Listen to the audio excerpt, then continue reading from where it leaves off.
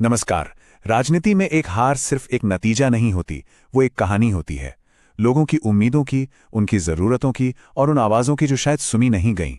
आज हम उत्तर प्रदेश की बबीना विधानसभा सीट के नतीजों का गहराई से विश्लेषण करेंगे। ये सिर्फ एक चुनाव की कहानी नहीं है, बल्कि ये समझने की कोशिश है कि लोकतंत्र ज़मीन पर कैसे काम करता है। इस सफर में हम 4 पड़ावों से गुजरेंगे। सबसे पहले हम जमीनी हकीकत को समझेंगे, मतलब कि बबीना के वोटर की दुनिया कैसी है। फिर हम आंकड़ों की बात करेंगे, क्योंकि आंकड़े कभी झूठ नहीं बोलते।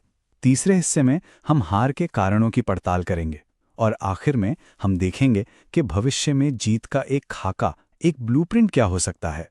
तो चलिए सबसे पहले जमीन पर उतरते हैं। देखिए, किसी भी चुनाव का फैसला वोटिंग मशीन के बटन दबने से बहुत पहले गांव की चौपालों पर, खेतों की मेड़ों पर और लोगों के रोजमर्रा के संघर्षों में तय हो जाता है। एक वोट सिर्फ एक निशान नहीं, बल्कि एक उम्मीद की आवाज है। आइए बबीना के लोगों की उसी आवाज को सुनने की कोशिश करते हैं। बबीना ये विधानसभा क्षेत्र उत्तर प्रदेश के बुंदेलखंड इलाके का हिस्सा है। बुंदेलखंड ये नाम सुनते ही जहन में एक तस्वीर बनती है। सूखी जमीन, पानी के लिए जद्दोजहद और इन सब के बीच मेहनत करने वाले लोग।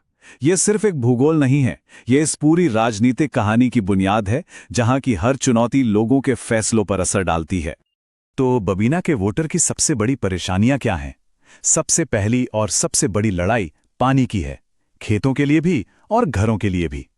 दूसरी बड़ी चिंता है बेरोजगारी, जिसके कारण गांव के नौजवान शहर की तरफ भाग रहे हैं। और फिर हैं वो बुनियादी मुद्दे, टूटी फूटी सड़कें, आती जाती बिजली और स्कूल अस्पताल की खस्ता हालत। यही वो सवाल हैं जिनका जवाब यहां का वोटर चाहता है। जमीन की बात हो गई, पर सियासत में कहानियां आंकड़ों से भी कही जाती हैं। भावनाएं अपनी जगह हैं, पर अंत में जीत हार का फैसला नंबर ही करते हैं, और आंकड़े वो पूरी सच्चाई बयान कर देते हैं। तो चलिए अब 2022 के चुनाव के उन नंबरों को देखते हैं जो हमें पूरी तस्वीर दिखाएंगे। स्क्रीन पर ये नंबर देखिए, 44,529। ये 2022 में समाजवादी पार्टी की हार का अंतर था। ये कोई छोटा मोटा फासला नहीं है, ये एक बहुत बड़ी हार थी। और जानते हैं, पिछले चुनाव के मुकाबले हार का ये अंतर 2 गुने से भी ज्यादा था। ये नंबर बताता है कि हवा का रुख कितनी तेजी से और कितनी जोर से बदला है। अब जरा 2017 और 2022 को आमने सामने रखकर देखते हैं। साफ साफ दिख रहा है, 2017 में बीजेपी को करीब 42% वोट मिले थे, जो 2022 में बढ़कर 50% के भी पार चले गए। मतलब हर 2 में से 1 से ज्यादा वोटर ने बीजेपी को चुना। वहीं दूसरी तरफ समाजवादी पार्टी का वोट शेयर 35% से फिसलकर 31% पर आ गया। एक तरफ वोट बढ़े, दूसरी तरफ घटे। ये बार चार्ट तो पिछले 10 साल की पूरी कहानी कह रहा है। देखिए, बीजेपी का ग्राफ कैसे लगातार ऊपर की तरफ गया है, 22% से सीधा 50% के पार। और समाजवादी पार्टी का ग्राफ 2017 में अपने ऊंचाई पर पहुंचने के बाद उसमें एक ठहराव और फिर गिरावट दिखती है। ये 2 पार्टियों के बिल्कुल अलग अलग सफर की तस्वीर है। और हां, इस तरह का विश्लेषण करते हुए हमें हमेशा संवैधानिक मूल्यों का ध्यान रखना चाहिए। इसका मकसद किसी को छोटा या बड़ा दिखाना नहीं, बल्कि एक जिम्मेदार नागरिक के तौर पर लोकतांत्रिक प्रक्रिया को समझना है। लेकिन इस कहानी में एक तीसरा अहम किरदार भी है, जिसके खेल से बाहर होने ने पूरे खेल का रुख बदल दिया। हम बात कर रहे हैं बहुजन समाज पार्टी की।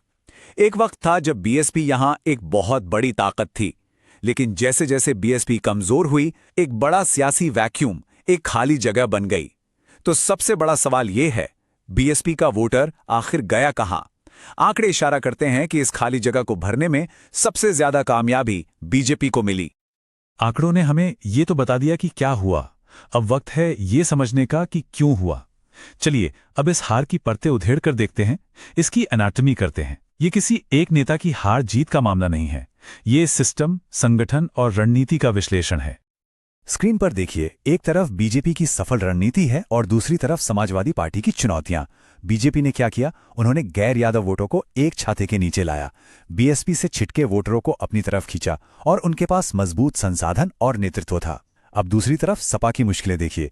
जमीन पर संगठन कमजोर था, उनकी अपील अपने कोर यादव वोट बैंक से बाहर ज्यादा असर नहीं कर पाई और एससी अहिरवार समुदाय के बीच भी उनकी पकड़ ढीली पड़ गई। बबीना की सियासत का इतिहास देखें तो एक बात शीशे की तरह साफ है, यहाँ की जनता किसी एक पार्टी की जागीर नहीं है। 90 के दशक में बीजेपी का दबदबा था तो 2002 में सपा ने जीत हासिल की। फिर 2007 और 2012 में बीएसपी का दौर आया और अब 2017 से एक बार फिर बीजेपी मजबूत हुई है। ये दिखाता है कि बबीना का वोटर हमेशा बेहतर विकल्प की तलाश में रहता है। तो सिर्फ समस्या की बात नहीं करेंगे, अब समाधान का रास्ता भी देखेंगे। हार के विश्लेषण से सबक लेकर भविष्य में जीत का एक ब्लूप्रिंट कैसे तैयार किया जा सकता है, एक मजबूत वापसी की रणनीति क्या हो सकती है, आइए देखते हैं। इस ब्लूप्रिंट को चतुर्मुख सिद्धांत का नाम दिया गया है। इसका मतलब है 4 मोर्चों पर एक साथ काम करने की रणनीति। पहला मोर्चा है चुनावी, यानी हर बूथ के डेटा का विश्लेषण और सही पार्टियों से गठबंधन। दूसरा है संगठन, यानी जमीन पर मौजूद कार्यकर्ताओं की मजबूत टीम। तीसरा है नैरेटिव, यानी जनता से जुड़ने वाली एक सीधी सच्ची कहानी। और चौथा मोर्चा है संसाधन, यानी टेक्नोलॉजी और फंड का सही इस्तेमाल। और इस रणनीति को लागू करने के लिए एक 90 दिन का एक्शन प्लान भी है। सोचिए, चुनाव से 90 दिन पहले 30 दिन सिर्फ जानकारी जुटाने और गठबंधन बनाने पर काम। अगले 15 दिन घर घर जाकर लोगों की समस्याएं सुनना। फिर अगले 15 दिन अपनी बात और अपना प्लान लोगों तक पहुंचाना। और आखिर के 30 दिनों में पूरी ताकत के साथ वोटरों को बूथ तक लाने की तैयारी। तो इस पूरी चर्चा का निचोड़ क्या है? पहली बात, बूथ पर काम करने वाले कार्यकर्ता ही असली ताकत हैं, उनमें निवेश कीजिए। दूसरी, कहानी को उलझाइए मत, सीधा और सरल रखिए। पानी, रोजगार, इंसाफ। तीसरी, ऐसे गठबंधन बनाइए जो जमीन पर वोट दिला सकें। और आखिरी बात, आज के जमाने में टेक्नोलॉजी का स्मार्ट इस्तेमाल बहुत जरूरी है, लेकिन हाँ, टेक्नोलॉजी का इस्तेमाल करते हुए यह याद रखना बेहद जरूरी है कि हर वोटर की निजता और सहमति का सम्मान हो। भारत का डेटा प्रोटेक्शन कानून भी इसी बात पर जोर देता है। संवाद सम्मान के साथ होना चाहिए, जबरदस्ती से नहीं।